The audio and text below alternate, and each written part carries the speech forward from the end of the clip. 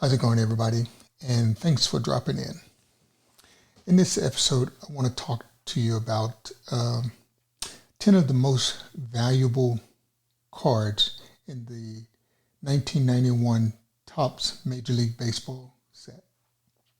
Well, going back to 1991, we know that 1991 had a very memorable World Series where the Minnesota Twins played Atlanta Braves.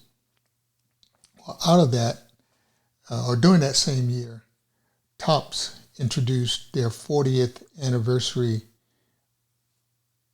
baseball set. Well, it wasn't the 40th for the baseball set itself, but it was the 40th for the company. And in that set, there were quite a few players that end up having some pretty respectable prices on their cards even today. And today I'm going to show you about 10 per se, but there's one that I'm going to throw in there. Actually, it's going to be the very first one because I think he should have made this list. So here you go. Take a look.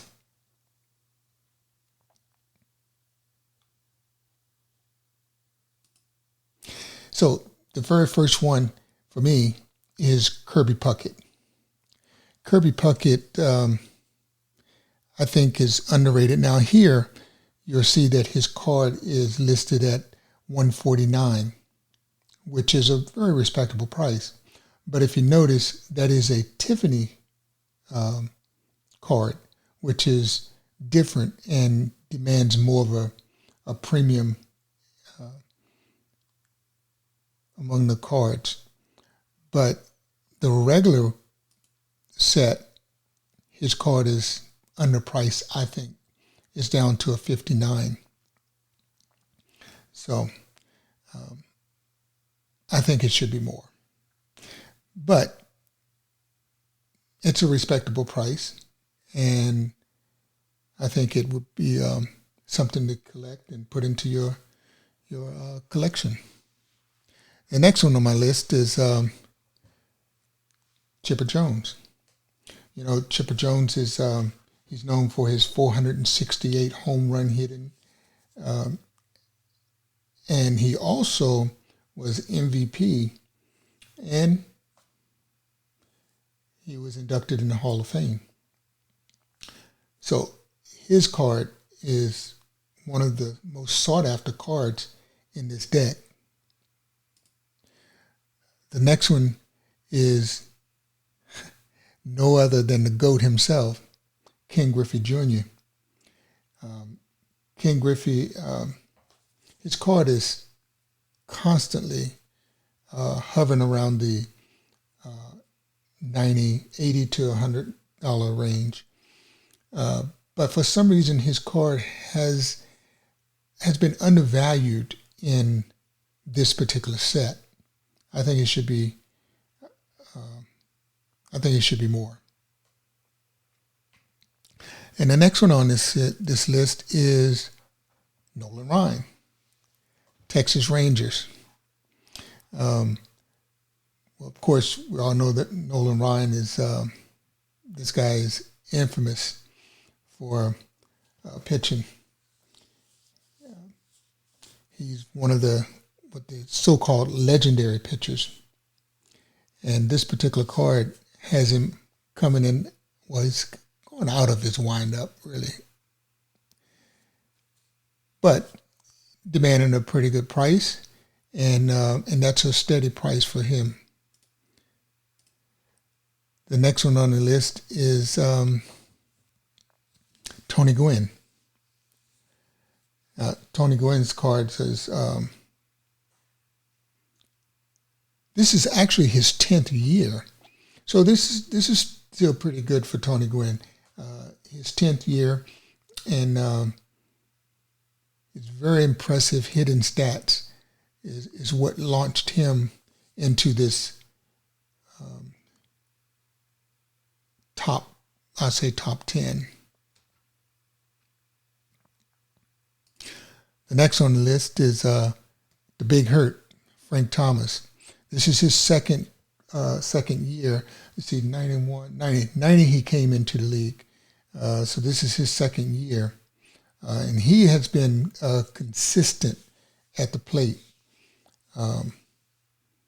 His card is hovering around 47 to 60, and on this particular day is right around 149. But another good card to keep in your collection.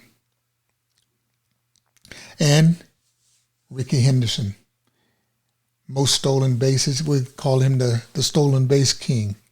This guy is he's awesome. He's dynamite. I can always remember him going head first. But yeah, his card is always up there and demanding a good, respectable price as well. Next up is Ozzie Smith. Ozzie Smith card. This is a Gem Mint 10, and the price is at $69, say $70. I don't know. That to me, that's kind of low for him. This guy is 11 Gold Gloves, and I think his card is undervalued. I think he's undervalued and unappreciated. So the next up is the big unit, Randy Johnson. Randy Johnson is he was on the team with Ken Griffey Jr. Randy's a pretty tall guy. His card is right around 89, which is not bad, but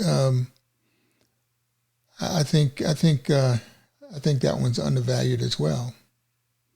But it's a good price for a low end card.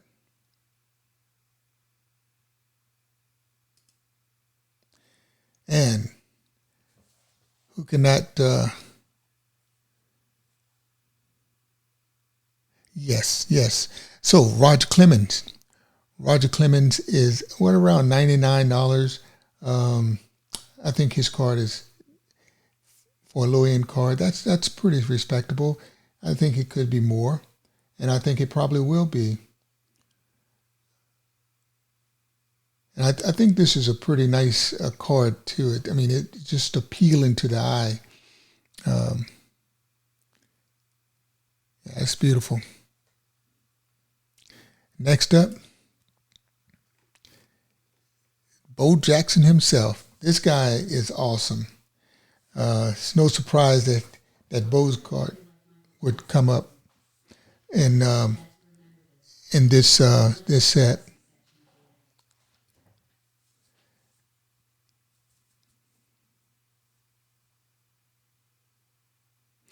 Now, Bo Jackson, this is one of his number 10 or Gem Mint 10, and his cards are always demanding a pretty good price.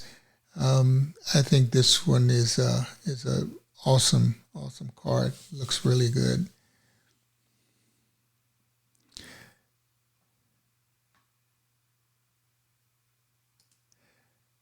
This is one that I added to the list, Scott Erickson.